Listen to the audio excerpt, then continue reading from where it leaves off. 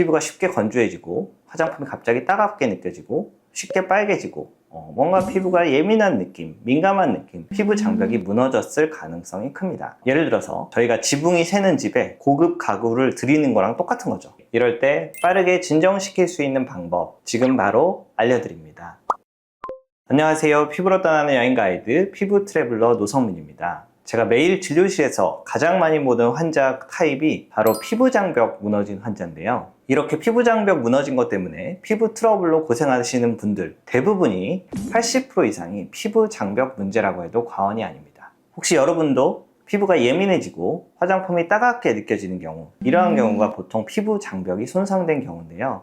이런 경우에는 피부과에서 고가의 치료를 받는 것보다 일상에서 장벽을 개선하는 방법이 훨씬 효과적인 치료일 수가 있습니다. 그래서 오늘은 제가 과학적으로 가장 효과가 좋은 피부 장벽 개선법을 알려드리도록 하겠습니다. 이 피부 장벽은 저희 몸의 첫 번째 방어선이라고 할 수 있는데요. 이제 피부 바깥쪽에 있는 피부 보호막, 스킨 베리어라고 합니다. 이거는 이제 피부 안쪽에 있는 수분과 영양분이 밖으로 빠져나가지 않게 하고 밖으로부터 이제 미세먼지라던가 미생물, 그리고 유해 물질 등이 들어오지 못하게 차단하는 역할을 하고 있습니다.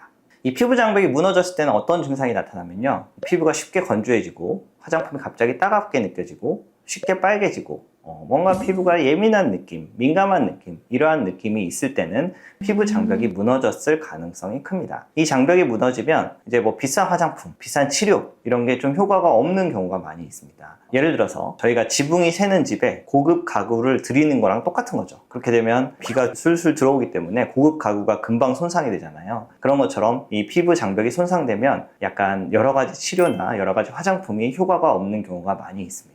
이 피부 장벽이 건강하면 촉촉하고 윤기 나는 피부가 유지되지만 이게 손상되면 피부가 건조하고 붉어지고 예민해지고 트러블이 잘 생기게 되는 거죠. 피부 장벽이 손상됐을 때 나타나는 대표적인 증상은 다음과 같습니다. 이유 없이 피부가 자주 빨개지거나 피부가 갑자기 건조해지고 각질이 막 일어나는 경우, 그리고 화장품이 잘 안 맞고 화장품이 뜨는 경우, 그리고 화장품이 따갑고 자극적인 경우, 그러한 경우에 피부 장벽이 손상됐다라고 보실 수 있겠습니다. 지금 이 중에서 본인이 한두 가지라도 해당된다면 영상 끝까지 보시는 걸 추천드립니다.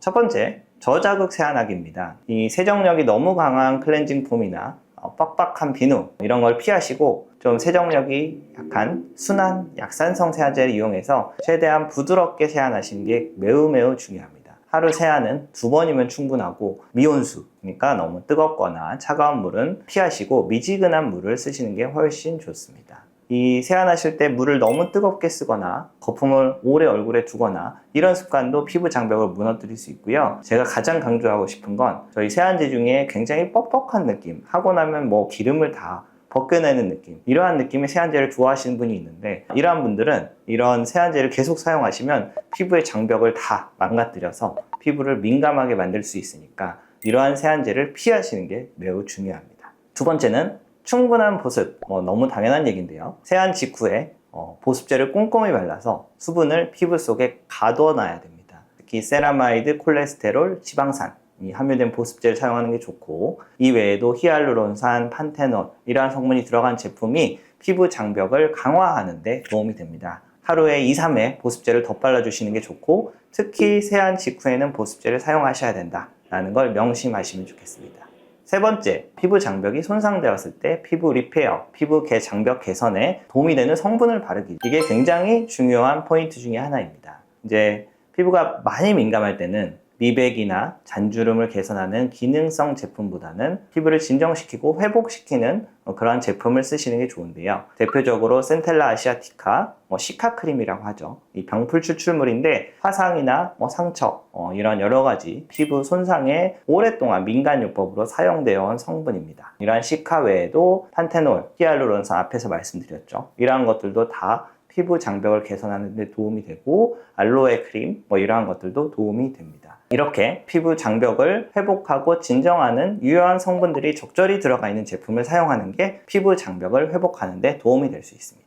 네 번째는 자극성이 있는 성분 피하기. 세 번째가 이제 도움이 되는 성분이었잖아요. 네 번째는 자극 줄 수 있는 성분 피하기인데요. 대표적으로 레티놀, 아하, 바하, 그리고 비타민 C 이렇게 들 수 있겠어요. 레티놀은 제가 너무 좋은 것만 말씀드렸지만 이 세포의 턴오버를 늘려서 피부결을 개선하는 굉장히 좋은 항노화 크림이긴 한데 이 예민한 피부 장벽이 손상된 상황에서는 이 빨개지는 증상, 따가운 느낌 이러한 것을 악화시킬 수 있어서 약간 주의해서 사용하셔야 되고요. 아하나 바하는 다들 아시다시피 이 화학적 익스폴리에이션, 화학적 그 각질 제거제잖아요. 그래서 민감성 피부에서는 안 그래도 이 각질이 좀 부족한 상황이기 때문에 이걸 제거하면 오히려 피부 장벽이 더 손상될 경우가 있습니다. 그래서 이걸 너무 자주 쓰는 건 안 좋고 주 1회 이상 사용하지 않는 게 좋고 본인이 많이 민감한 경우에는 아예 사용 안 하시는 게 좋습니다. 비타민C는 일반적으로는 보통 괜찮은데 이게 가장 순수한 L-아스코빅 애시드는 pH가 3.5라서 산성에 가까워서 사용한 피부가 굉장히 따가울 수 있어서요. 약간 비타민C 중에 순한 형태인 마그네슘 아스코빌 포스페이트나 테트라 헥실데실 아스코베이트 이러한 성분이 약간 피부 장벽이 손상된 사람이 쓸 수 있는 비타민C의 형태라고 볼 수 있겠습니다.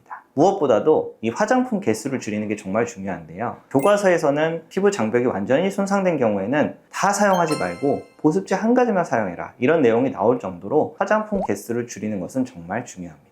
마지막으로 건강한 생활 습관 유지, 너무너무 당연한 얘기라서 제가 마지막에 넣었는데 가장 중요하기도 합니다. 충분한 수면, 균형 잡힌 식사, 적절한 운동, 스트레스 관리. 이 피부 장벽 또한 하나의 구성 요소이기 때문에 몸이 건강하지 않으면 피부 장벽도 다 제대로 작동하지 못합니다. 그래서 몸이 건강해야 피부 장벽도 건강해진다. 그래서 앞서 말씀드린 균형 잡힌 생활 습관 매우 중요하다라고 다시 한번 말씀드리겠습니다.